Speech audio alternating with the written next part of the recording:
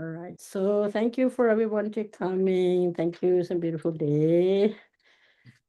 So let's start our morning session with setting the motivation, and then we'll talk a little bit about the psychology.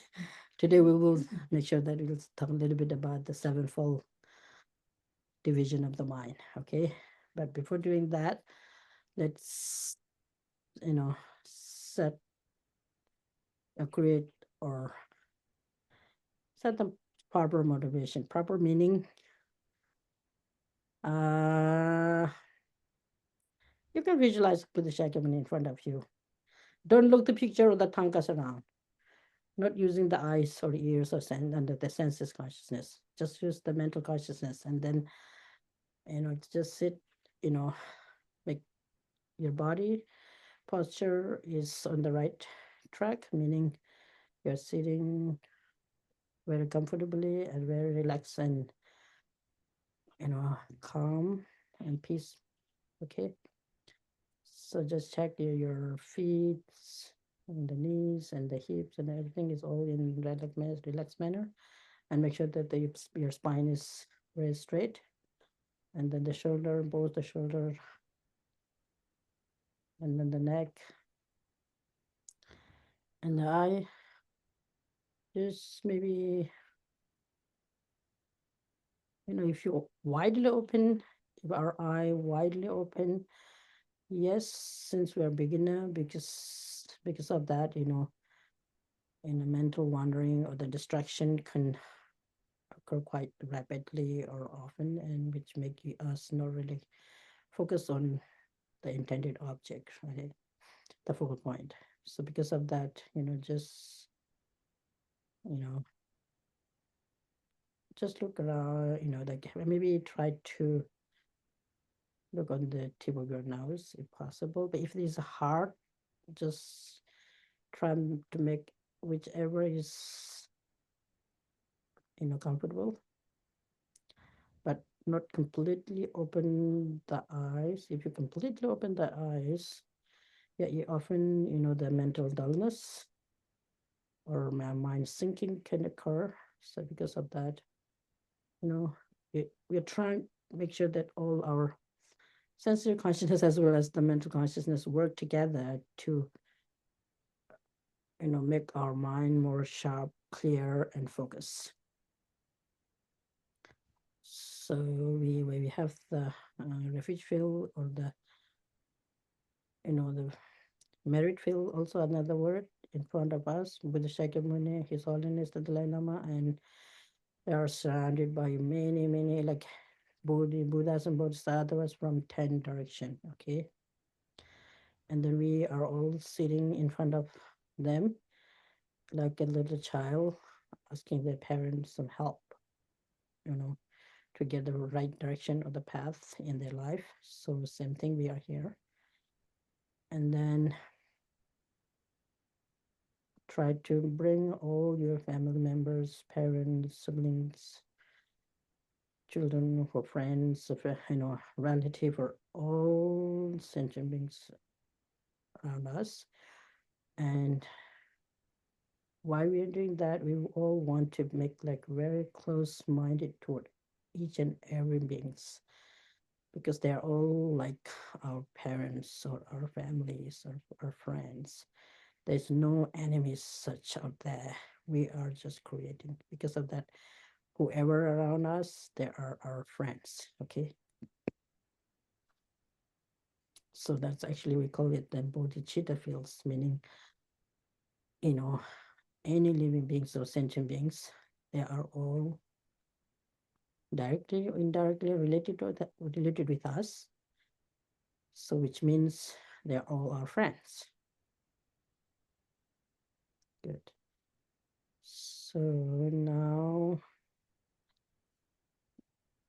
okay, we will do 5 minutes very quiet meditation. The focal point, you can use whatever object is, comfortable for you, either your breath or the visualization we have visualized in front of us with Shakyamuni. Maybe If you want to focus on the Buddha, just try to, you know, reflect or bring in your mind. Your mind is like a mirror, and then the Buddha is actually reflecting in the mirror. Same thing. The Buddha is actually reflecting in your mind. Your mind is very clear, clean mirror, like mirror, I mean. So think about Buddha's face, ears, eyes, and everything. Just try as much as possible to bring very clearly in front of you, okay? If you want to use the Buddha's image as your focal point, or if you want to, focus on your breath, then different story. Okay, I mean, then go focus on the breath itself. Okay, we will just do very silently that. This is try to, you know, create the mind more like a single point.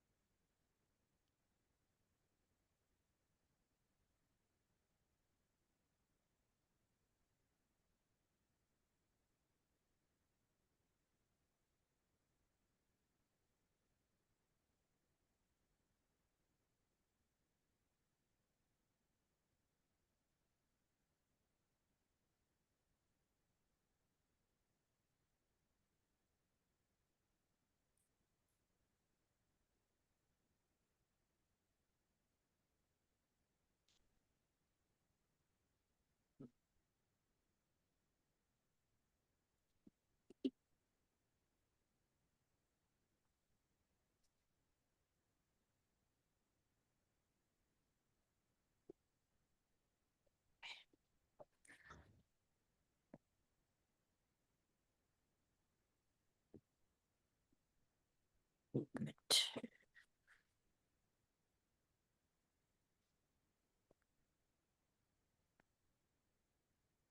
Okay. Were you able to visualize Buddha or any image?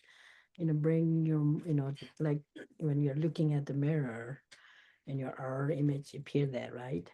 Similarly, anything that come to our mind, the mind is like the mirror, and then the object come to our mind is like the image. And yeah, can you explain like how was it? Because people have different kind of experience. For me, it was like pretty literal. like but yeah, I'm not really sure exactly why this came up. A theory. Okay. Something I'm working on personally, but I have trouble looking people in the eyes, like maintaining eye contact with people.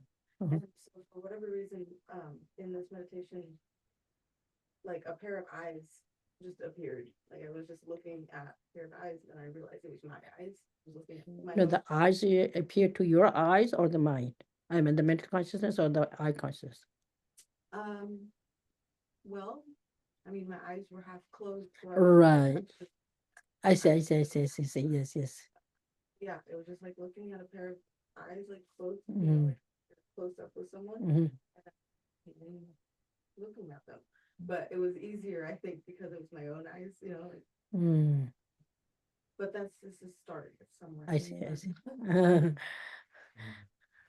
Right. To to know our own mind is very difficult. There's so many effort you need to I mean we live with it, we are experiencing all the time. Here we have talking about the sevenfold, like division of the mind, and how many different types of mind we have, and how, like, what do you call it, 24/7 24 hours, and how many minutes we are. I mean, when we are asleep, our sensory consciousness are, remain as a kind of imprints, not really active, but our mental consciousness is always active even when we're sleeping. Why? How can you prove that? When we're sleeping, our mental consciousness is still active? Yes or no? Yes. Yes. Okay, now everybody says yes. Anybody have any kind of doubt? Maybe not. Unconscious? What about unconscious? No, no, sleep. I'm saying, asking sleep now. So when you're sleeping, our mental consciousness is still active. So sensory consciousness shut down, right? Why not? No, because you sleeping, you hear a sound, you still hear the sound. If something bangs outside, you hear it. Doubt. Yeah. You're so interesting. Or if you touches you and you're sleeping, you feel it, So the sensory consciousness is not shut down. Shut down. Okay. When you're sleeping, you think your eye consciousness is like active, and the touch, and you're saying like Hearing is here. active and yeah, That's so interesting. How do you know? because I hear things. I have very good hearing. You So hear things. something You're outside- really hearing by your ear consciousness, Yes. or Absolutely. That's My dog right. barks. I know, oh, what's happening? Why is he barking? I'm sound asleep and he wakes me up. I hear him. Okay, got it.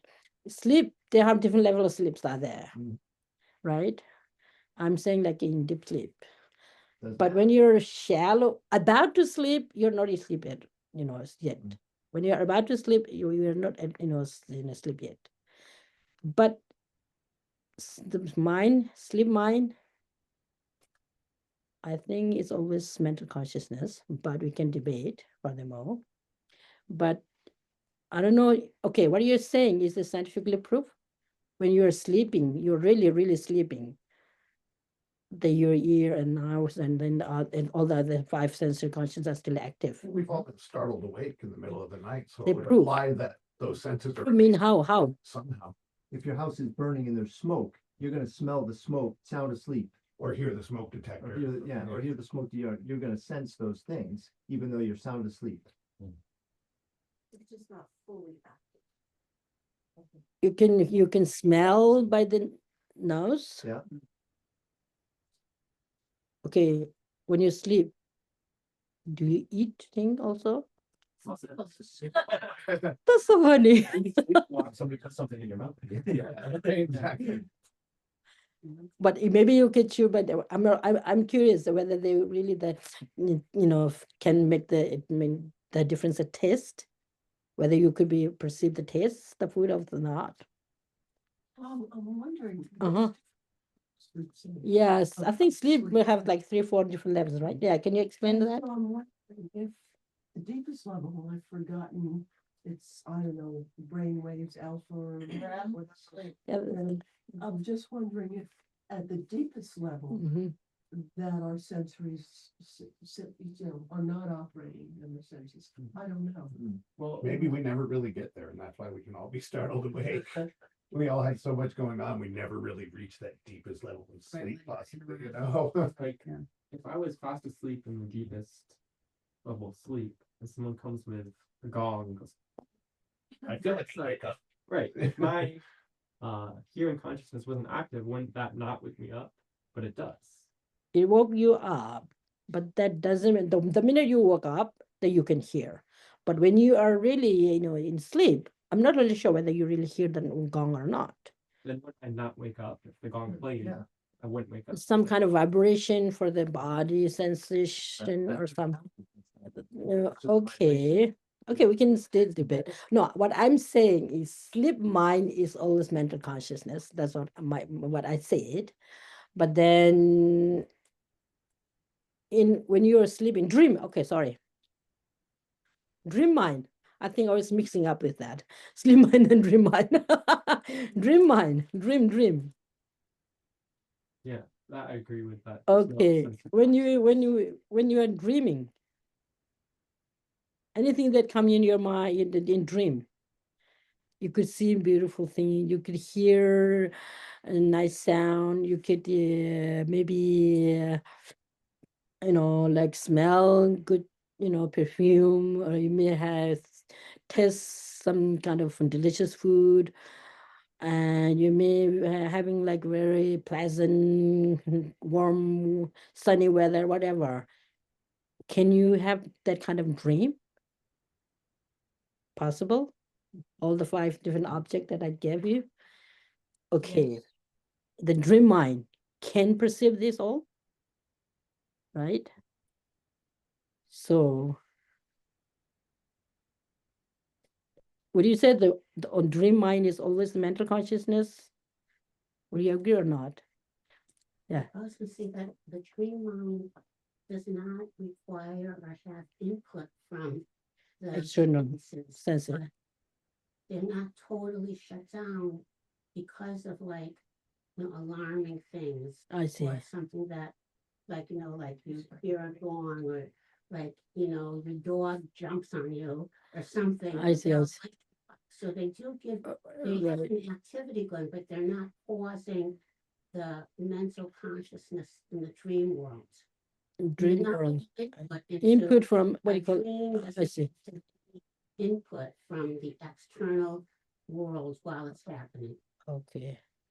Right. You can still debate. That's it could be one way. I want to ask them. Hello. Hello.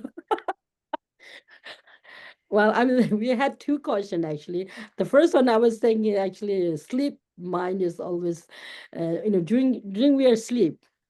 I have a question. This is, we need to learn, So would you say sleep mind is only mental consciousness, or the sensory conscious still active in sleep?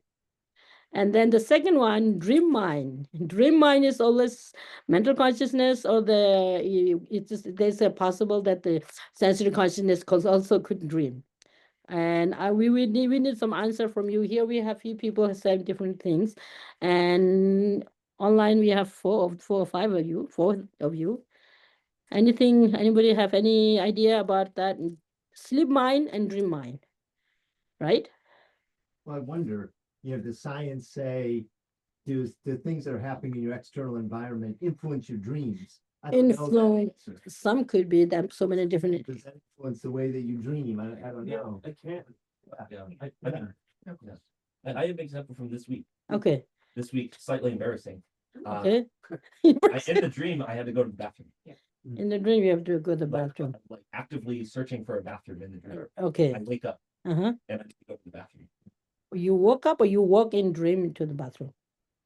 So in the dream, I was looking for a bathroom. I In the wake up dream, you are looking the bathroom and then you woke up and walked the and bathroom. and then I was like, oh yeah, I like really. Oh, I see, I see, I see, I see. Oh, So okay. like, my body needing to do this actually was part of my dream. Oh, I see. I dreamed I was eating a giant marshmallow.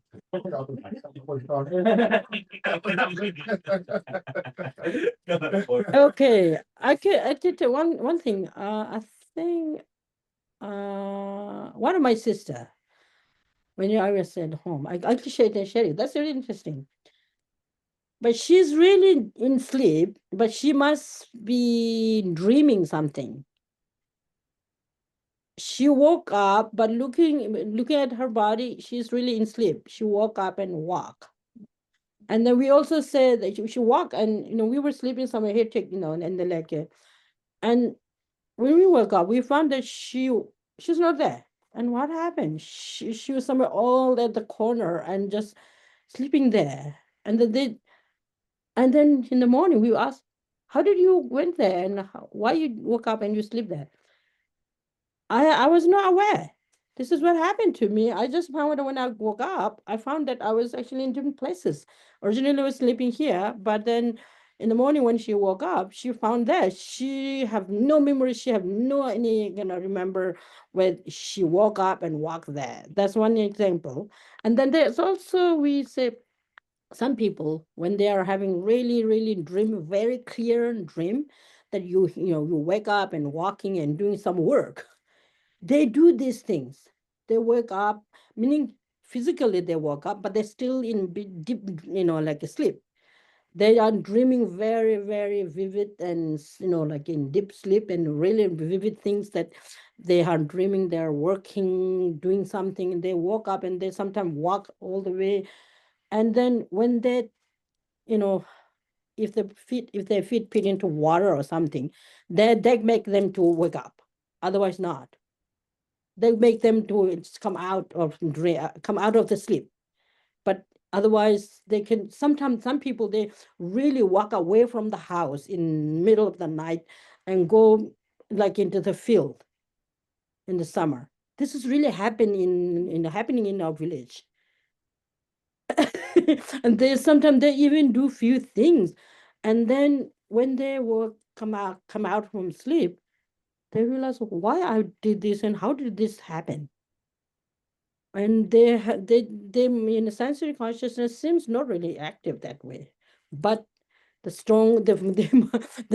mind is very much focused. The dream sleep and the dream, they are really really really focused on what they're, or I don't know, focus, or some kind of imprints that ripen and make them to walk and like that. I don't know, anyway, so much to Yes, not. yeah.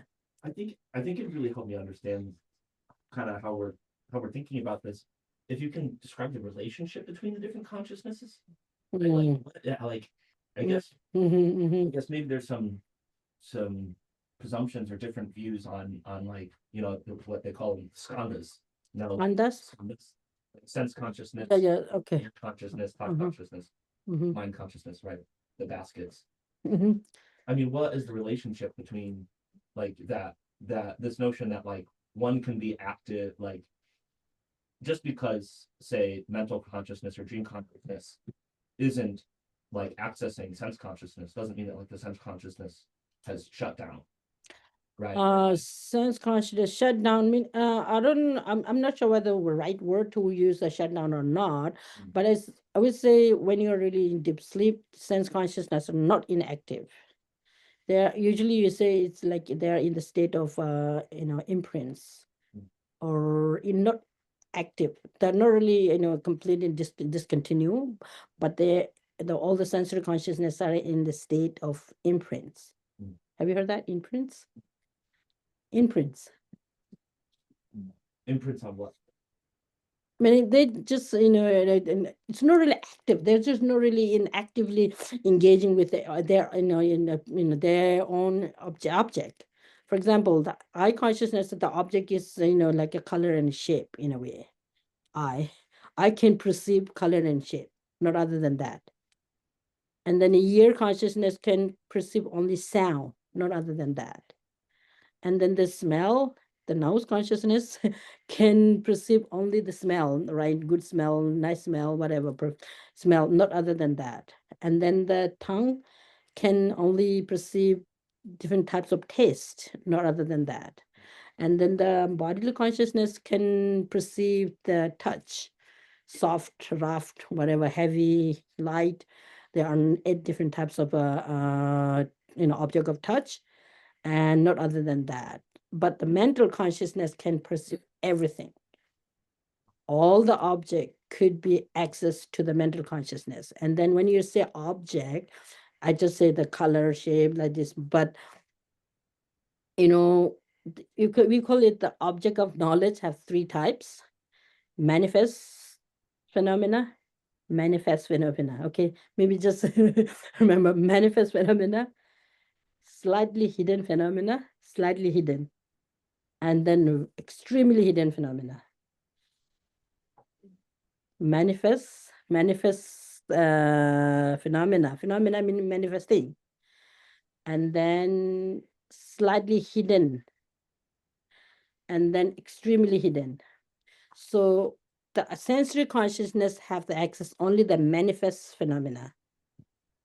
Sensory consciousness have no ability to make analyzing, doing some analyzing, right or wrong, good or bad. This is the differentiation is made by the mental consciousness, not the sensory consciousness. Are you getting a little bit? So what is the relationship between the mental consciousness and then the sensory consciousness? Okay, the sensory consciousness receive external stimuli. What do you call it? Stimuli, something? Stimuli. Yeah, stimuli. And then the mental, the scientific neuroscientist explanation is slightly different. They talk about this information received by the neurons, and then they take give the message to the brain, and then brain respond like this. But I don't know. I don't want to go that. That's kind of funny. I'm sorry. And okay, here the sevenfold division of the mind.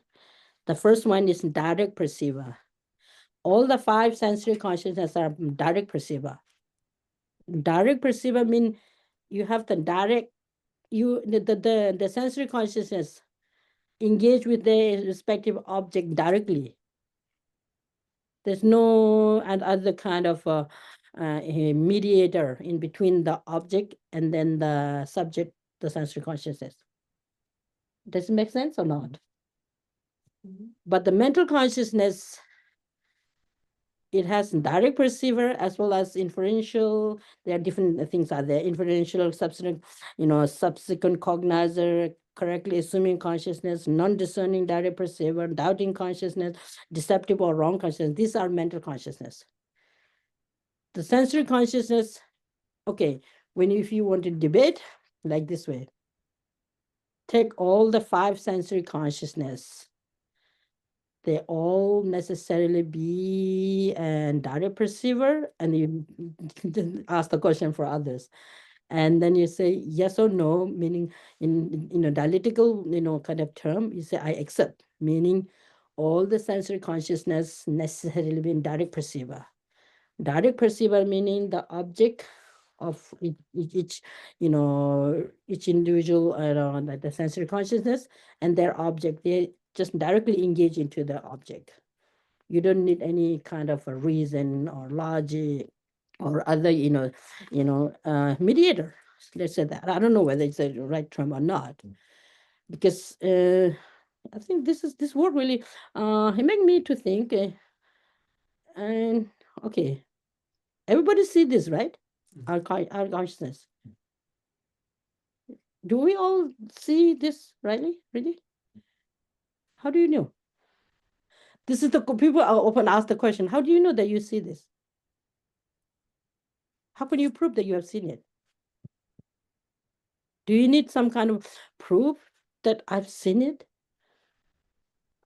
Do you need any proof or any reason or any complicated philosophy? Yes, I've seen it. How do you know? Just ask the question. How do you know you see this? Could you can describe the characteristics of it, maybe? No. Each individual, we all say yes, I see it, right? But then the second question, how do you know? I'm not asking why you see it, how you see it. How do you know you see it? I'm experiencing it non-conceptually, maybe. That's really good. Non-conceptual. You make more complicated. Non-conceptual. Conceptual and non-conceptual. Yeah. All the five sensory consciousness, non-conceptual consciousness. Okay. The five sensory consciousness in this, according to this Buddhist psychology, the five sensory consciousness necessarily be direct perceiver, as well as the non-conceptual consciousness, non-conceptual consciousness, free of conceptual consciousness, the right word. All the five sensory consciousness necessarily be free of conceptual mind. Okay, now that's what you said, right? Yeah, and I think you have memorized that definition of direct perceiver, right? Can you say that? You have memorized that. Seeker is a non-mistaken knower, free from conceptuality. Yeah, that's it. That's the complete, like a definition of the direct perceiver. So then, what did you say? The five sensory consciousness are direct perceiver, as well as free of conceptual, right? And so the question we are asking, how do we know we see this? Don't, yeah, okay, maybe Nila. Because the non-conceptual thing you see becomes in Is your reality. mind, your Uh-huh. minds, and then within your minds, you create a conception out of this imagery, and that allows you to know that you've seen it. Okay. Yeah, your direct perception sense. No, I think, yeah, that's right. We said, manifest phenomena. Okay, this is manifest phenomena. Okay, all this, what all these things that we are seeing here.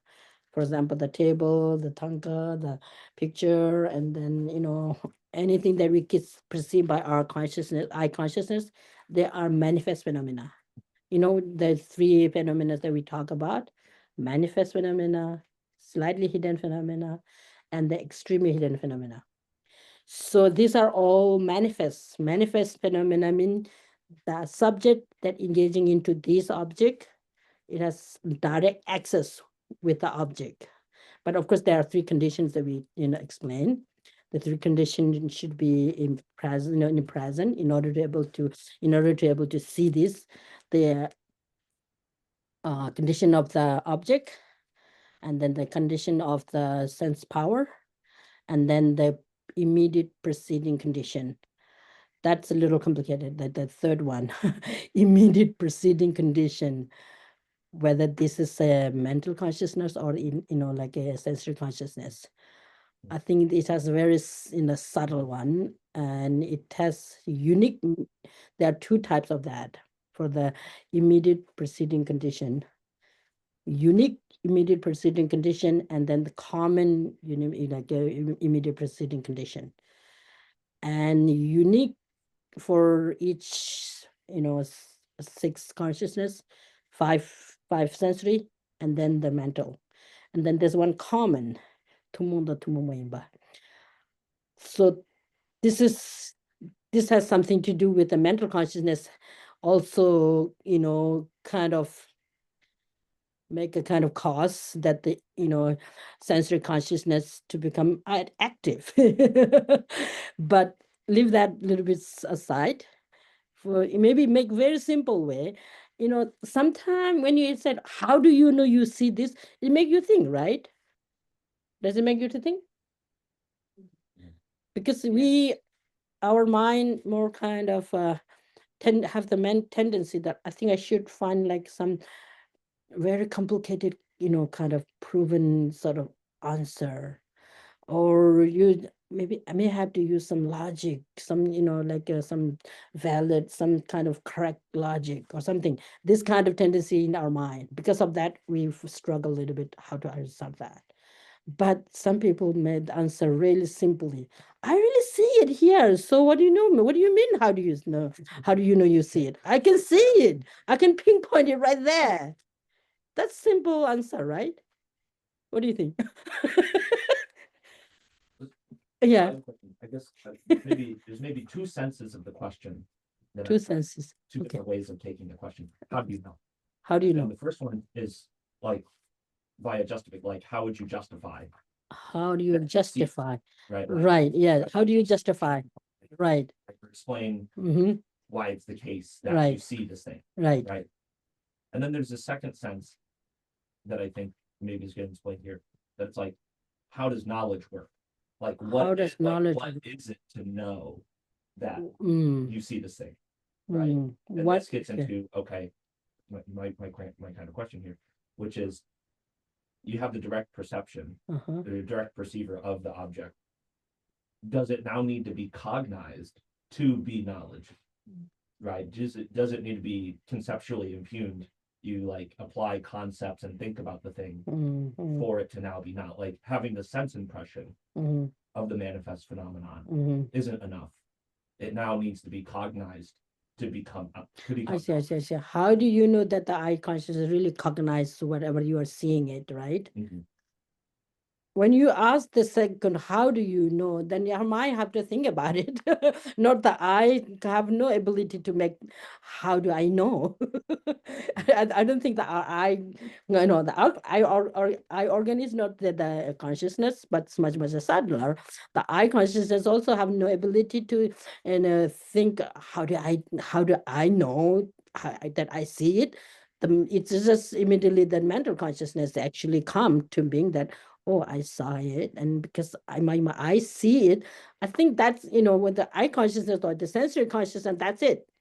Well, there's a little complication out there, a little bit, because have you heard that crow can see like a so far distance and like object, and then some, I think dog, then they can smell like a very far distance, object. They can smell from very, very far away, because for our, for us it is something, that all the five sensory consciousness, it has in some kind of limit how far you can, like reach to your object. And those, around you can see, but then how come these, you know ability to like hearing so far distance sound, whether that's really the sensory consciousness really hearing it, or if there's something that the mind, actually mental consciousness, involved with it or not. Anyway, we don't go there. We don't want to go there. Let's do sensory. For the time being, sensory consciousness are like a, what do you call it? Sensory consciousness can perceive only the evident phenomena. Okay, manifest, sorry. Manifest phenomena. Sensory consciousness, for very, very lucid. You can go for me details. Sensory consciousness have only ability to perceive the manifest phenomena, not the hidden one. The hidden and the extremely hidden. Hidden phenomena and extremely hidden phenomena, it's only the mental consciousness will cognize. But maybe the sensory consciousness may have some kind of okay.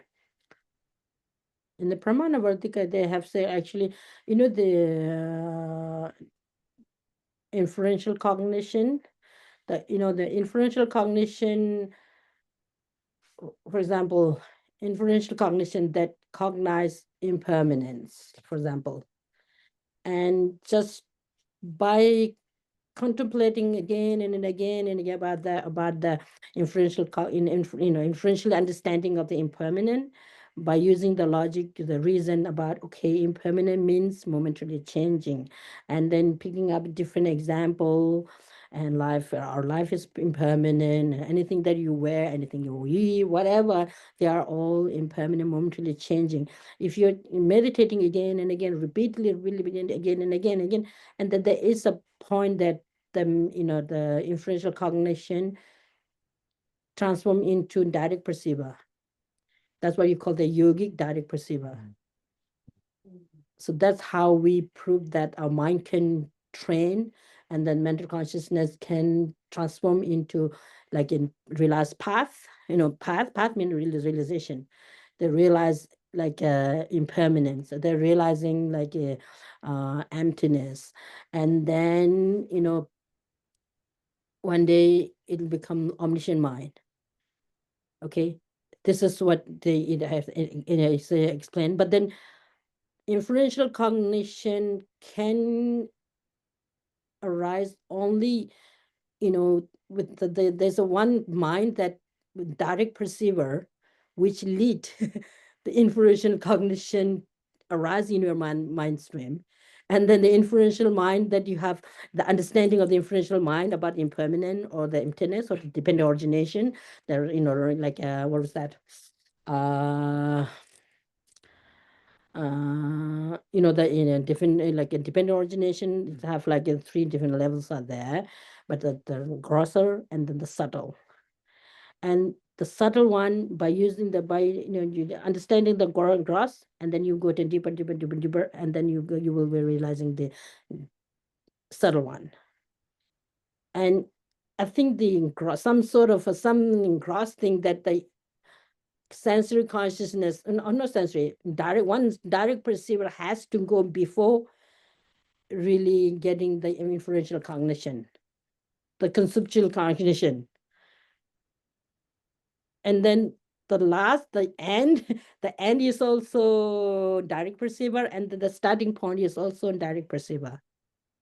And in between, you have the other thing like inferential cognition, subsequent cognition, correctly assuming consciousness, and then the doubting consciousness, and then these order are not really, it doesn't really, it's not really the reason how it's occurred to your mind. This is just a division, but how we engage into the object, it has to start with something direct perceiver, and then it should end up with a direct perceiver. The end up meaning last yogic direct perceiver or the omniscient mind.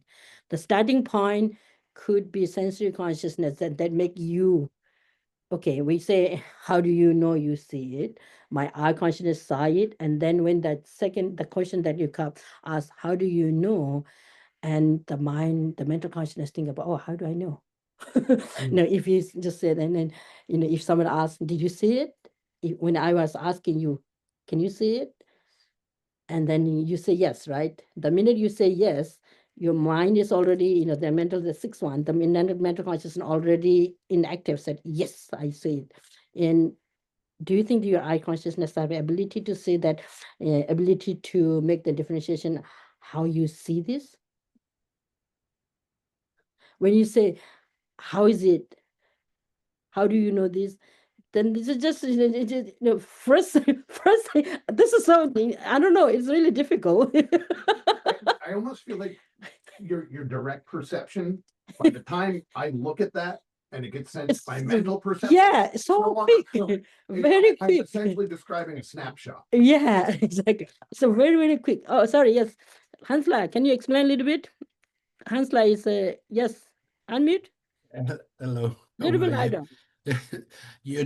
You're doing so well, but you mentioned something that really struck me, and this is, I come across this with a lot of people that I'm talking.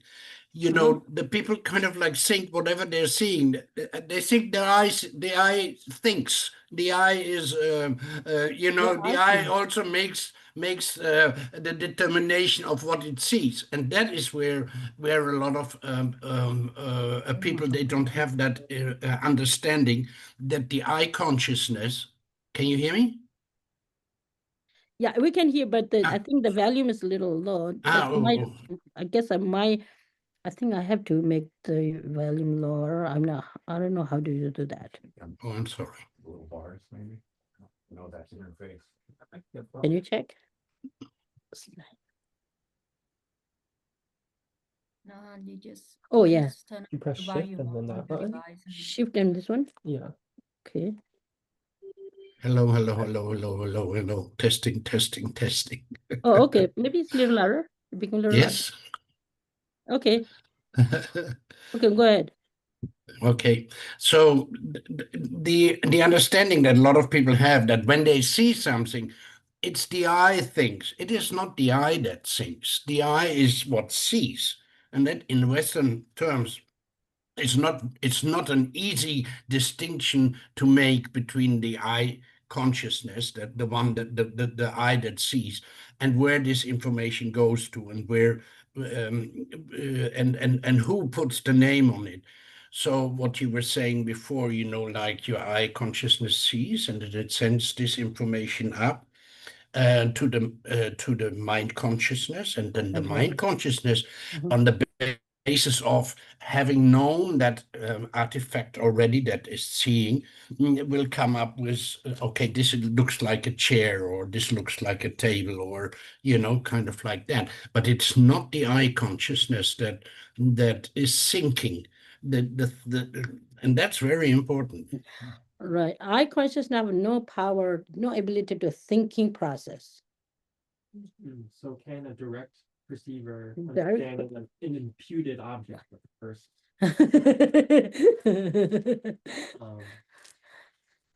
What was that? Yeah, Impute. like can How do you impute eye consciousness?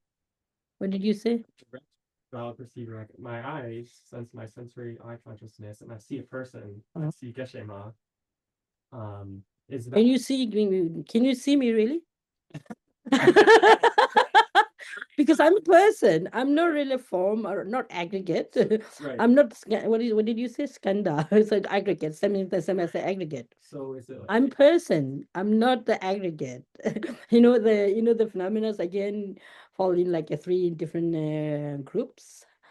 Zook, Sheba, Deminduji, form, consciousness, and then non-associate, what was that? Non-associate, I can't remember, what was that? Hans, you have that, right? Deminduji, non-associate composite factor. So person is not form, not consciousness, but it falls into non-associate composite factor, composition factor. A person is non-composite? Composite, yes, Is is composite. No, there's another word called deminduji. I mean, it's not mind, not consciousness, not form, but what is it? It's composite, but non-associate compositional factor. Non-associate compositional factor. Yeah. Yeah, non-associated composite factor. But anyway, but anyway, I would just say, but it could be not right, it could be wrong, doesn't matter. There's no right answer or wrong answer unless you realize it. Okay, so to realize thing, it takes time, and it looks like very simple, but you can make it really complicated. But to make a lot of complicated speculation is also helpful to dig, to dig a little bit deeper to understand. Yes. So it's just what you explains about the end is a direct perception. So, so I guess I'm just trying to make sure I understand what you're saying. So somewhere in someone's practice, they're a deep meditator, do other practice, they are able to, their conceptual minds is able to become a direct perceiver. Exactly. Yes. And that is how people can see emptiness. Yes. That's the thing. That's the main thing. That's the really, really, really precious thing. Studying about the psychology and the Pramana Vartika. And that's why we have to study about the inferential cognition, and then the syllogism, logic and reason. There's a complete textbooks. It's commentary of the Pramana Vartika. And conceptual minds are so helpful. And then we have to aware. We every day, from morning to evening, whatever, in like 24 hour, our mind actually, we have all this mind within ourselves. It's just a matter of how can you really identify them and then try to improve the right one, the good one that lead us to realize emptiness, realize things as it is, the subtlest level of independent origination. That if you realize the subtle and different dependent origination and then emptiness, like a more both in with the combination complementing each other, and that will help us to remove the really subtle kind of the obscuration to achieve ourselves become fully awakened person. Cognitive obscuration and the afflictive obscuration, these are the two main kind of obscure us to not really realizing our true nature. So when I'm saying our true nature is the emptiness of ourself, emptiness of the others, and your other phenomena. But yeah, that's a really good way to put. Like a starting point is a direct perceiver, whether it has to do with the sensory consciousness or I think the sensory consciousness. Sensory consciousness get the information directly, but that doesn't mean the sensory consciousness realize emptiness directly, but some kind of phenomena that related with the emptiness, the sensory consciousness seen directly. For example, this picture, in the picture, the form of the picture, we can see our consciousness seen directly, right? And then do we do the sign of the mental, the eye consciousness have the ability to see the emptiness of this picture? No, right? By seeing our consciousness, seeing this picture directly, the eye, and then the information give to our mental consciousness, and then it make us to analyze the true nature of this picture. And then you have to use the different other cognition, inferential cognition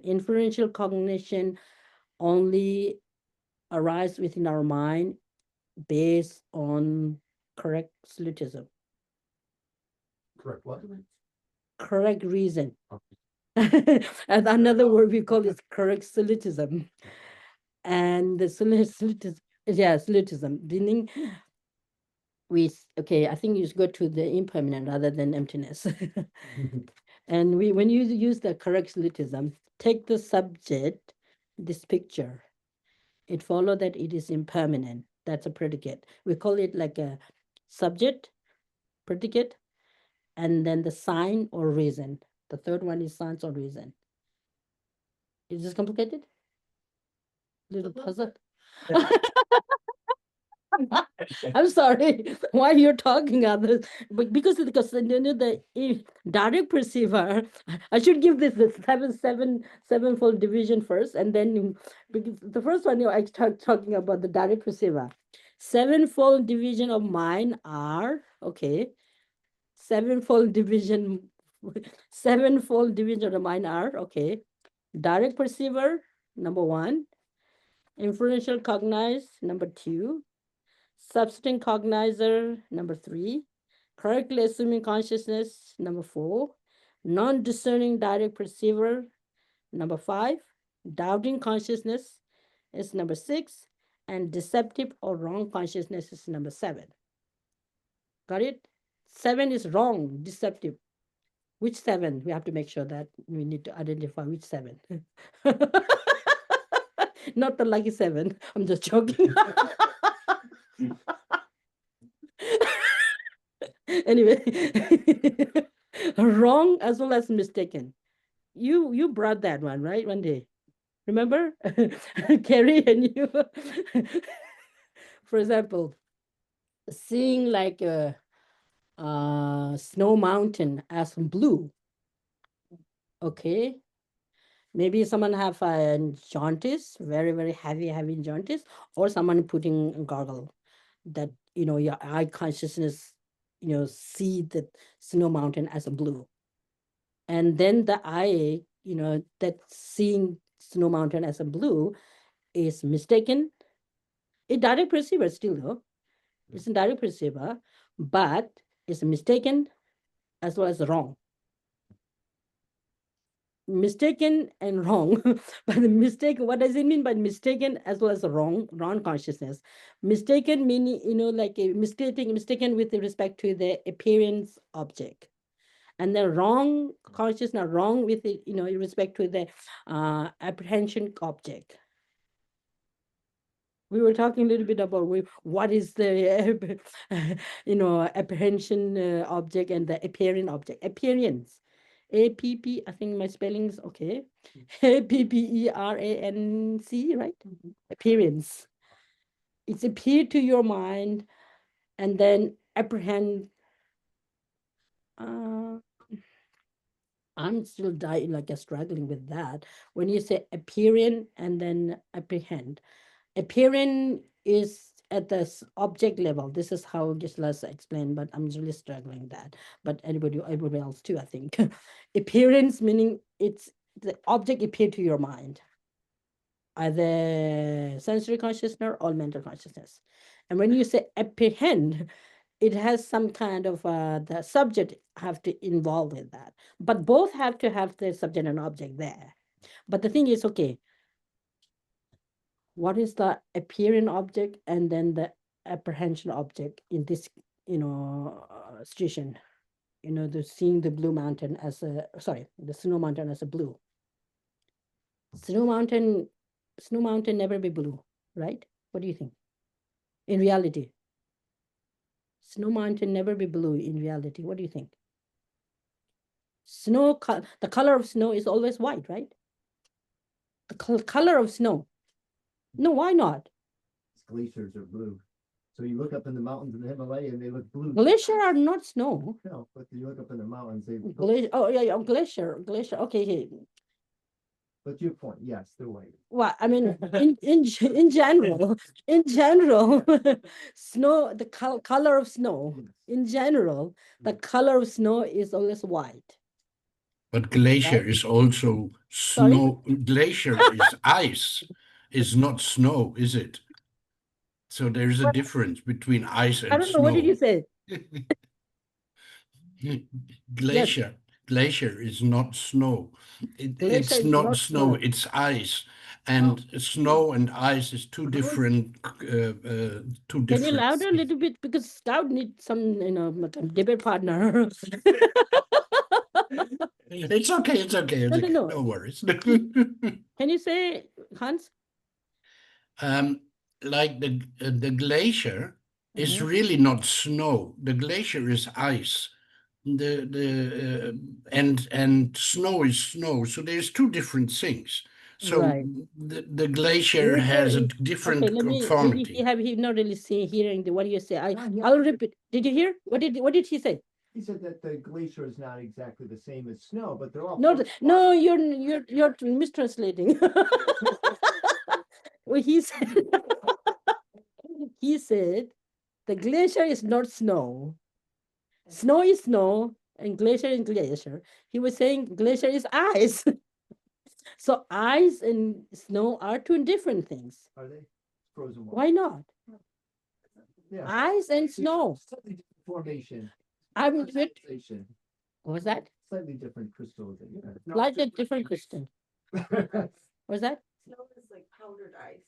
Powder ice, yes. Powder ice and then solid ice. Would you say that? Well, both are. Okay, take the water. Okay, would you say the water is also ice? Yeah, for frozen. No. Oh, we need to talk about this conventionally. Water is like ice. I mean, the water liquid that Regardless, though, ice isn't blue either. That's correct. That's okay. Right. Doesn't matter. So not really that. This is not the question.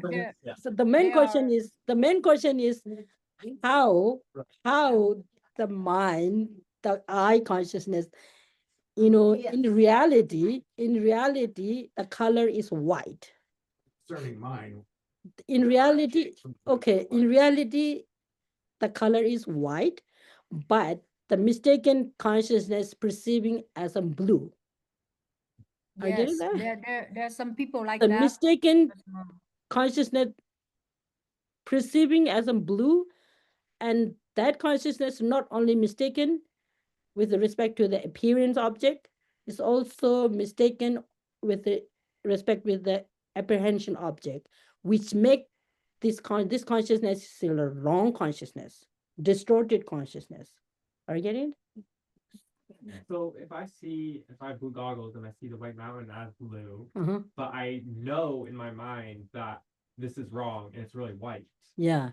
is that also wrong and mistaken? Which, sorry, did you say one again? Can you say again? Yeah. Seeing the mountain as blue because Mhm. of goggles. Right. But I understand that even though I'm seeing it blue, that it really is white. Your mind discerns it. Yeah, your mind, no, you do not really believe. You do not really believe your mind, you do not really believe what you're seeing is right. We do not really, in reality, if you know the color is white, but somehow there's some kind of a mistaking taking place with the object, or the what is that, the sense organ, or the conscious and whatever, something is make you to see is blue. So it's mistaken. What do you think? You think, you say, maybe you say the blue is right? No, because Scott is saying, glacier. Sometime in glacier from vast distance. I agree what you're saying. It shows some sort of, when it's really clear and crystal clear. It looks like, especially when the sun is kind of flashing on the mount, on the glacier. It appear kind of bluish. So Little is bit. Is it mistaken if a colorblind person sees that mallet as gray? Colorblind. Can't see color, and they say, "Oh, that's a gray mallet," because they can't see color. Is that mistaken? Yeah, mistaken. Yes, colorblind. There's something wrong with the subject.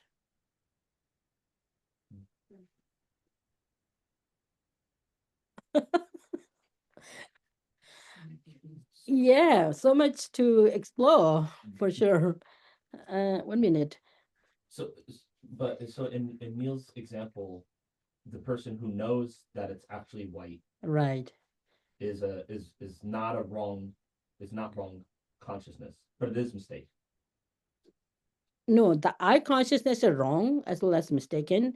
But when when you're really believing and not believing is at the middle consciousness rather than the eye consciousness. Okay, maybe another good. We have 10 minutes. Let me give another example. Like a rope that quilt like a snake. The snake, how they sit like a cobra. Let's say like a cobra, poison snake. It's a quilt like this, and then the rope quilt like snake, and it has to have the condition like not completely dark and not completely light there. It's, let's say, early morning dawn, or maybe evening, let's say these days 5:30 or 6, something like that. This kind of situation, there's a like a rope quilt like a snake. We walk in, right? And somebody walk in, and you see it exactly look like a very snake, a real snake is there. When you see that, and you just get so frightened and run away. You are completely 100% believing that's a snake.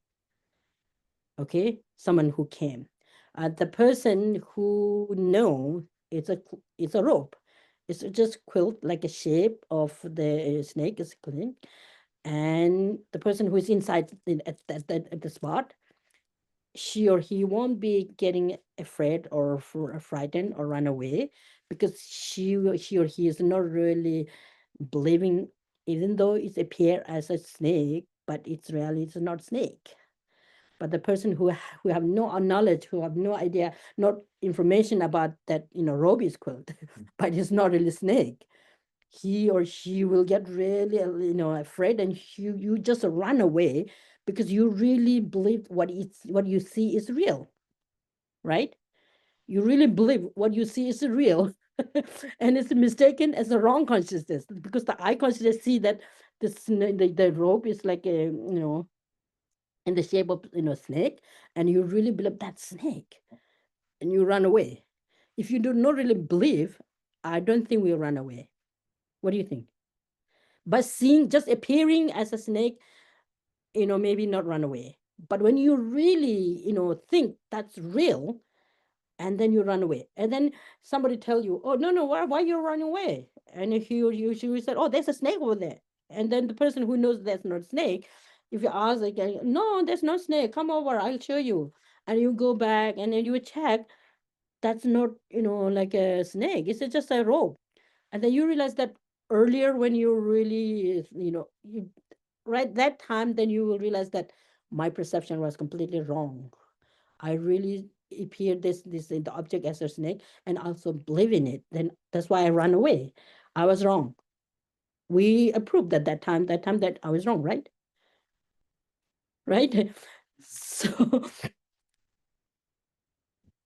okay. Anyway, so what were we doing? It's yeah, we use the blue goggle, wearing blue goggle, watching to the snow mountain, or seeing rope, quilted rope as a snake. It's a similar situation, but rope never be snake, right? Same thing. The color of snow be never be blue. No way. No way. I promise. I'm just joking. And then glacier water, this, whether there's a same or not, when you look at the definition of water in the Buddhist classical text, wetting and moisture is a definition of water. And then water have different forms. Ice is also water, snow is also water, the liquid that come to the liquid is also water, and then even the milk is water. And then you can debate about the oil and the different things that come into liquid form. Are they all water or not? Even though maybe you do not really label as water, but by definition, yes. But maybe people think that you're crazy. You say like milk is water, oil is water. What do you even mean that? But it's just a different labels. Even the bigger category is water. Then water have different different division too. Why not? Anyway, so okay, sevenfold sevenfold division of mind. Here we have the seven. I think we just counted, but I think we give this a few kind of example with a direct perceiver. Direct perceiver could be mistaken as well as non-mistaken. And the mistaken example, that the eye that have something wrong with the where by wearing, or some jaundice, someone who has some jaundice, and that turn they could see the white snow, there's a white color of snow in reality, but seeing as a blue, that's mistaken direct perceiver. Okay, mistaken as well as wrong consciousness, direct perceiver. And then correct perceiver of direct, correct meaning valid direct perceiver. All of our eyes right now, all of our eyes see the picture of His Holiness, image of His Holiness the Dalai Lama right here. The eye consciousness see, this is image of the Dalai Lama. We all see, yes, right? That's a direct, correct, direct perceiver. Example, just one example.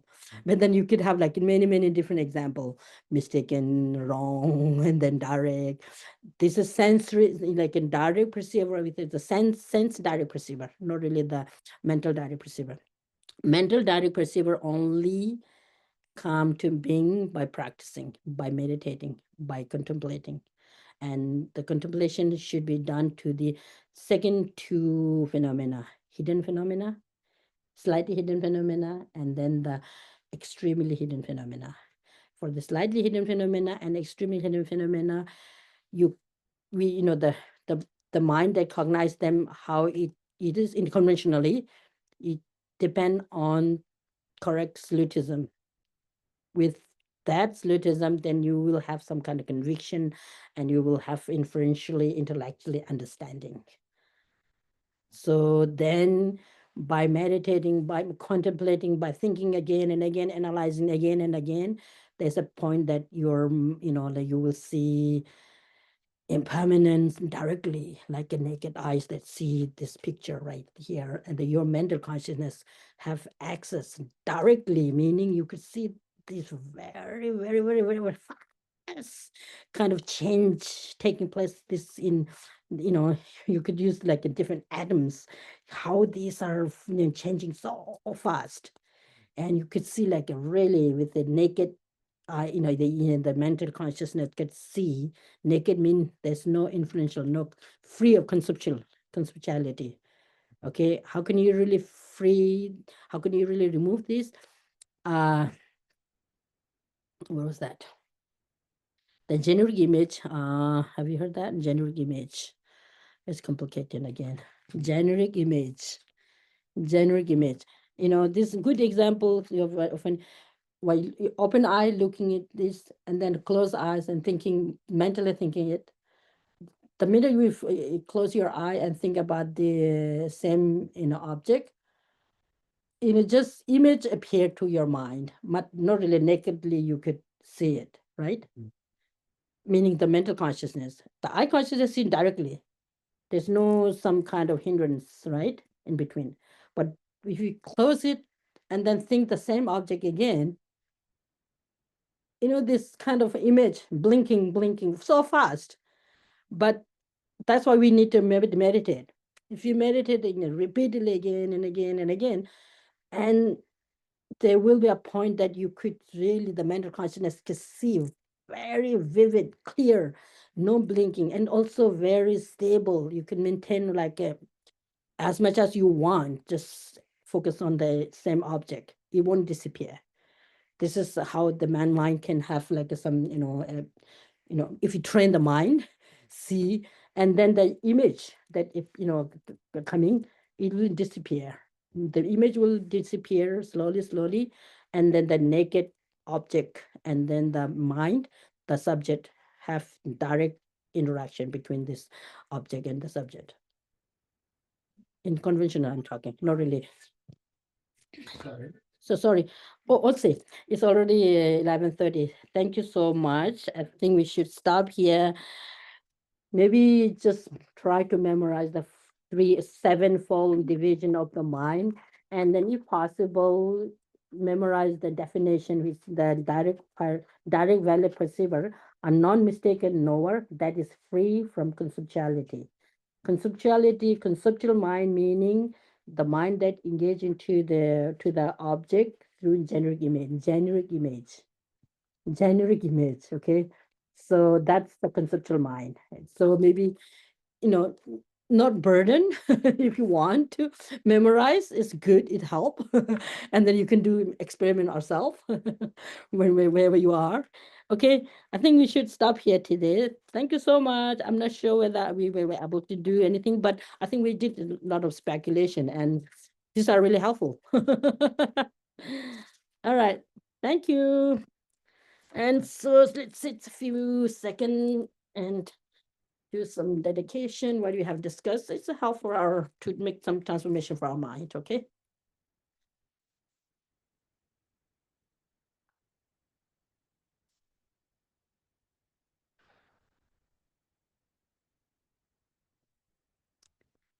Sorry.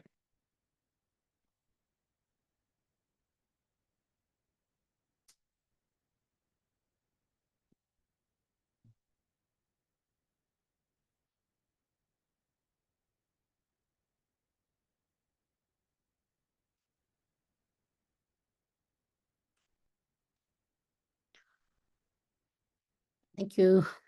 I just wanted to mention something. When we're talking about subject, predicate, and reason, remember I handed out like a couple